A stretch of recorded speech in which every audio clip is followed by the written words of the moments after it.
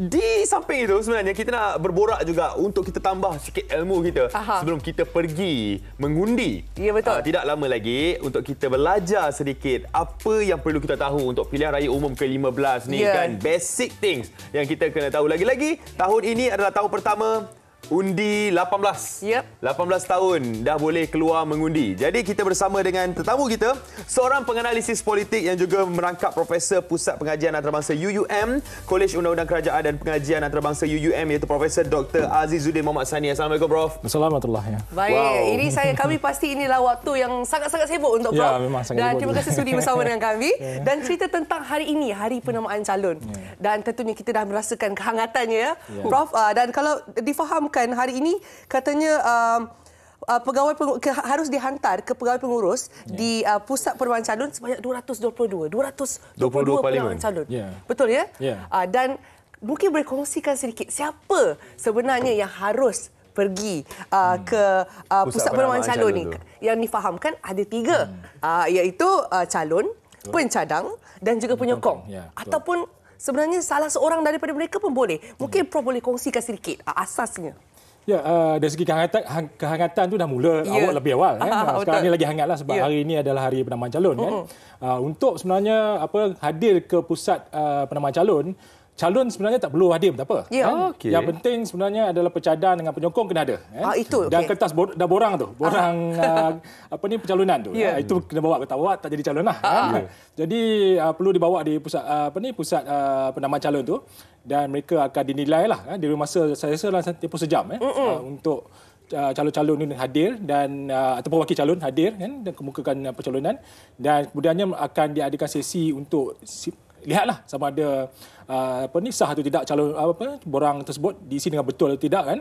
Tapi satu lagi maklumat yang paling penting adalah pecadang dengan penyokong tadi mestilah pengundi di kawasan tersebut. Baik. Tak boleh pengundi luar. Baik, okey. Pecadang dan penyokong tu ya? Mesti. Jadi penyokong-penyokong pun penyokong ramai itu tak boleh masuk kan ke pusat penamaan calon. Mereka dia duduk di kompaun di luar. Baik. Di luar pusat. Saya difahamkan untuk mereka yang mengikuti ataupun penyokong pasti kita tengok tadi pun ada penyokong-penyokong ikut. Katanya harus tidak dalam menunggu dan juga harus berada dalam jarak 50 meter. Daripada sempadan PPC yang telah ditetapkan. Okey. Di mana kali ini ada 222 kursi parlimen yang bertanding. Kan DUN pula hanya 3 negeri yang bubar, 116 kursi DUN.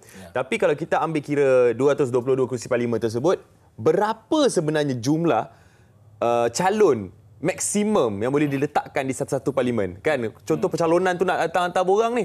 Berapa orang yang boleh hantar? Adakah sampai 10 calon pun boleh bertanding untuk satu-satu parlimen, Prof? Dari segi kalau tengok dari segi pelbagai kita tak menghadkan berapa calon. Kalau ada 100 calon 100 lah kan. Calon yang mengemukakan pencalonan kan. Tapi biasanya lah kita tak sampai ke tahap itulah kan. Ada yang saya rasa dalam pilihan raya Johor pun ada 9 calon satu kawasan paling tinggi lah. Tapi ada yang sampai belas pada. Ada juga. Tapi saya jangkakan kali ini kemungkinan melihat pada jumlah borang pencalonan yang dibeli itu agak tinggi, jadi mungkin ramai calon yang akan menawarkan diri untuk jadi calon pilihan raya kali inilah. Baik, sebenarnya sangat menarik sebab kita masih menantikan. Jadi hari ini adalah hari yang istimewa, hari penamaan calon. Jadi sama-sama kita saksikan nanti. Kalau tengok tahun ini untuk pilihan raya umum ke-15 ni Prof, kalau kita nak cerita mengenai suasana untuk permulaan mengundi ni, rasanya kalau tengok tahun ini lebih meriah, lebih ramai, lebih penyokong-penyokong semua lebih teruja tahun ini. Kalau kita lihat kalau tahun ini sebab ada mungkin banyak parti yang akan menawarkan diri untuk bertanding dan dibentuk dalam bentuk gabungan parti pula kan. Jadi itu saya rasa menyebabkan daya tarikan tu agak kuatlah untuk melihat sejauh mana siapa yang mendapat tempat dan kemenangan dalam pilihan raya kali ini sebab banyak yang menawarkan diri dan saya rasa dalam konteks ini juga suasana dia saya rasa dah akan menjadi lebih meriah lagi dalam tempoh berkempen 2 minggu ini sebab parti-parti akan mula start aktiviti rumah ke rumah, ceramah dan kempen rally yang besar-besar akan berlangsung dalam tempoh 2 minggu ni. Jadi saya rasa itu yang saya nantikanlah, dia akan buat lawatan jugalah ke kawasan-kawasan. Ini baru permulaan. Dan dikatakan tentang kalau bercakap tentang dimensi mereka yang mengundi tahun ini. Tentunya juga ramai anak muda yang akan keluar. Jadi bagaimana apa pendapat Prof dalam isu ini untuk mereka yang nak keluar mengundi nanti? dirampaknya tahun ini? Bagaimana? Kalau kita ambil perhatian tengok statistik lah kan, dalam 21 juta pengundi kita ada pertambahan dalam 7 juta pengundi, dan daripada 7 juta tu dalam 2 juta adalah pengundi umur 18. Maksudnya first time voters 18 ke 20 kan. Dan selebihnya tu adalah pengundi yang juga pengundi automatik. Ramai yang tak sedar sebenarnya pengundi automatik ni ramai yang umur 18 ke atas dah boleh mengundi. Yang tak pernah mendaftar pun sebenarnya nama dah didaftarkan. Dah daftarkan. Jadi kena cek juga mengundi di mana dan boleh keluar mengundi nanti pada tarikh 19 bulan nanti.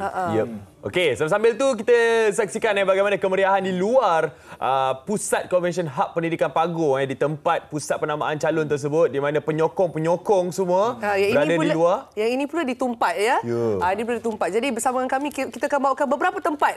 Kalau kita lihat di sini lintas langsung dari Tumpat, Kelantan. Nampak tu saya boleh pastikan calon-calon semua beranak masuk ke dalam. Sebab tak lama. Sebab 1 jam saja ya Prof. 9 sampai 10 pagi. Masa yang diberikan untuk calon-calon semua hantar borang penamaan calon pada hari ini. Wow. Dan buat pengetahuan semua juga, kalau diikutkan hari ini belum lagi hari untuk mereka berkempen. Bukan hanya penamaan calon sahaja.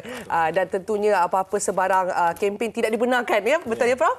Dan kalau bercakap tentang kehangatan, dan kalau kita baca di akhbar PRU 15 ibu segala pilihan raya 2.0. Ada 2.0 di situ. Sebab yang lalu pun dia orang panggil ibu pilihan raya juga. Tahun ni pun ibu pilihan raya kan. Jadi apa yang dia maksudkan sebenarnya dengan ibu pilihan raya tu Prof? Adakah tahun ini punya lain besar? Ya, saya rasa sebab daya tarikan pilihan raya kali ini lebih besar sebab dia melibatkan banyak yang seperti saya sebut tadi, parti-parti politik dan calon-calon juga dalam pelbagai parti politik kan. Walaupun kalau kita lihat persaingan contohnya sebelum ni nampak boleh merujuk pada satu parti saja ataupun dua parti kan. Tapi kali ini pelbagai parti yang masuk kan, jadi menyebabkan daya tarikan rakyat terhadap pilihan raya ini sangat tinggi. Dan juga saya rasa juga ada berkaitan dengan penambahan pengundi tadi yang saya sebut tadi kan, sebab ramai kali ini kan. Dan saya jangkakan nanti kadar keluar mengundi akan tinggi. Cuma peratusan dia akan jatuh sedikit. Sebab dulu kita ada 82%, kemudian jatuh sebab pengundi automatik tadilah yang mungkin tidak keluar mengundi. Jadi kalau nak tingkat ke 80% tu maksudnya kalau boleh semua keluar mengundi lah kan. Dan supaya lagi meriahkan lagi suasana pilihan raya kali inilah. Wow, kita sebenarnya baru di awal perbincangan. Kita baru di awal permulaan untuk kita belajar lebih banyak mengenai pilihan raya umum ke-15 ni. Kita ada banyak benda nak ditanya kepada Prof. Jadi Prof, kita berehat seketika, kita nak minum air kejap. Kembali selepas ini dalam MHI.